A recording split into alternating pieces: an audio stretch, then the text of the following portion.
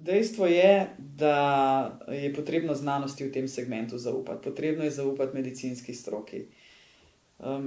Prejšnja vlada je slabo komunicirala. Večkrat sem bila kritična do nje, predvsem pa se mi zdi, da se je premalo posvetovala tudi z medicinsko stroko.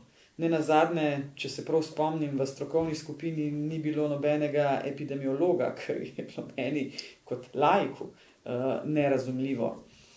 Tej vladi seveda lažje, ne? Ta najhujši val pandemični oziroma epidemični je za nami, kolikor spremljam, ti novi virusi niso tako brutalno kruti, kot so bili tisti prvi, sicer spet nikoli ne vemo, kako bo virus mutiral naprej.